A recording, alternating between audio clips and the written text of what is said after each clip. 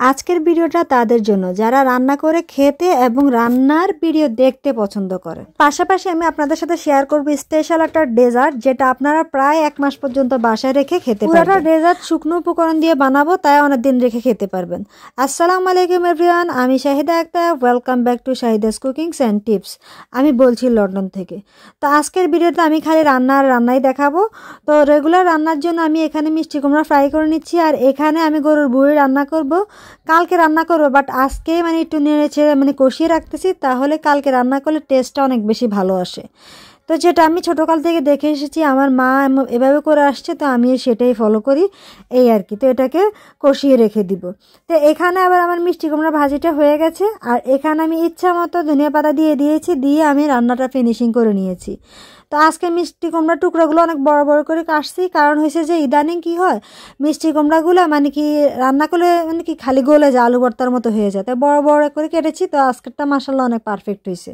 তার এখানে আমি চিকেন রান্না করব, সেজন্য মশলাটা কষিয়ে নিয়ে তারপর আগে থেকে ধুয়ে রাখা চিকেনটা দিয়ে দিব। তো চিকেন এখানে আমি মনে করি সপ্তাহে প্রায় 2 দিন চিকেনই খাওয়া হয়, আর খেতে খেতে অনেকটা ত্যাক্ত বিরক্ত, বাট তাও খাই। কেন খাই জানি না, কারণ হচ্ছে যে এটা খুব দ্রুত কুক হয়ে যায় আর রান্না করাটাও সহজ, এই আর কি। তো কষিয়ে রাখা মশলার মধ্যে চিকেন দিয়ে দিয়েছি, দিয়ে একটু নেড়ে চেড়ে পরে ঢাকনা দিয়ে রেখে দিব, যেন চিকেন থেকে পানিটা বের হয়ে যায়। তো চিকেন থেকে মোটামুটি ভালো পানি বের হয়ে গেছে। তো প্রতিদিনই আমি চিকেনে আলু ব্যবহার করি, তো আজকে চিন্তা করেছি চিকেনে কোনো আলু দিব না। দেওয়ার পরে দেখা যায় তরকারির পরিমাণ বেশি হয়ে যায়, পরে ঝোল টোল অনেক কিছু থেকে যায়, সেগুলো ফেলে দেওয়া লাগে, খাওয়া হয় না। তো চিকেনটা কষানো হয়ে গেছে, আর এখানে আমি দিয়ে দিয়েছি সেদ্ধর জন্য পর্যাপ্ত পরিমাণে পানি। এখানে এগুলোকে সফট চিকেন বলে। তো সফট চিকেন আসলে সফট, এগুলো কুক করতে হাইস্ট 20 মিনিট লাগে, আর আপনি একটু স্পেশালি রান্না করলে সেটা একটু সময় বেশি লাগতে পারে। তো ওই দিন দিয়ে এক্সপেরিমেন্ট করেছিলাম মিষ্টি কুমড়া বা ইয়া দিয়া কি বলে বাটারনাটের বিচি দিয়া। তো ওখানে মাশাআল্লাহ সুন্দর গাছ হয়েছে, জানি না হবে কিনা। তো এই গাছটার আপডেট, আমার গাছ এগুলো যত্ন করতে করতে এগুলো কেমন আমার হয়ে গেছে, বাট আসলে এগুলো আমার না, এগুলো বাড়িওয়ালা আপুর। তো আমি পরিচর্যা করি, তো আমার কেমন জানি এগুলোর প্রতি অন্যরকম একটা মায়া জন্মাইছে। পাতা গাছটা মাশাআল্লাহ অনেক সুন্দরভাবে হয়েছে, সুন্দরভাবে জিতে উঠছে মাঝখান দিয়ে। তো আমি মনে করেছি গাছটা মারাই যাবে, তো আলহামদুলিল্লাহ। তো এখানে আমার চিকেন রান্না করা শেষ। তো আজকে একটা ডেজার্ট বানাবো, যদিও এটা আমার রেসিপি না, এটা পুরোটাই আমার মামির রেসিপি। তো ওনাকে বানাতে দেখেছি, তো সে অনুযায়ী ট্রাই করতেছি।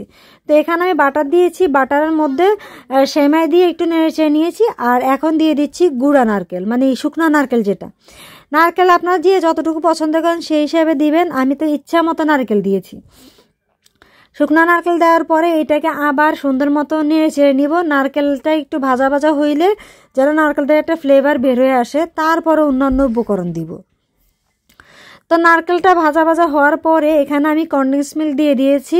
তো এটা যখন বানাবেন অনেক সতর্ক থাকতে হবে, কন্টিনিউ না হতে হবে, প্লাস আগুনটা কিন্তু একেবারে মৃদু রাখতে হবে, কারণ এই ডেজার্টটা একটা মাইনাস পয়েন্ট হয়েছে কি, যদি আপনি সতর্ক না থাকেন তাহলে পুড়ে যাওয়ার একটা পসিবিলিটি থাকে। তো সেটাই কনডেন্স মিল্ক দিয়ে আমি আবার নেড়ে নিয়েছি। আর এখানে আমার কাছে মিক্স নাট আছে, তো আমি চিন্তা করেছি যে কুচি কুচি করে মিক্স নাটগুলো দিয়ে দিবে, এই আর কি। দেখেন এখানে কি কি নাট আছে, তো একটার নাম তো আমি নিজেও জানি না, তো আর কি বলবো আপনাদেরকে। তো এখানে আমি কেটে সুন্দর মতো নাটগুলো দিয়ে দিচ্ছি। ও আরেকটা কথা, আমি চিনি যখন দেখেছি যে কনডেন্স মিল্কে চিনি একটু কম, মিষ্টি কম লাগছিল, তো আমি মাঝখানে একটু চিনিও দিয়ে দিয়েছি, কারণ মিষ্টির জিনিস বানাবো, যদি মিষ্টি না হয় তাহলে কেমন হয়। নাট দেওয়ার পরে নাটসগুলো কেটে দেওয়ার পর আমি আবার হালকা নেড়ে নিচ্ছি। আর যখনই আপনার ডেজার্টটা হালকা আঠালো হয়ে যাবে, হাত দিয়ে মুষ্টি করা যাবে, তখনই মনে করবেন এটা রেডি হয়ে গেছে, বা চিনিটা গলিয়ে নেবেন। নেওয়ার পরে যে সুন্দর হচ্ছে পরে এই আর কি। আপনারা চাইলে এখানে ওষুধের ঢাকনাও ব্যবহার করতে পারেন, বাট আমার কাছে ছোট্ট একটা গ্লাস ছিল, তো সেটাই আমি ব্যবহার করে তারপরে সেমাইগুলো দিয়ে।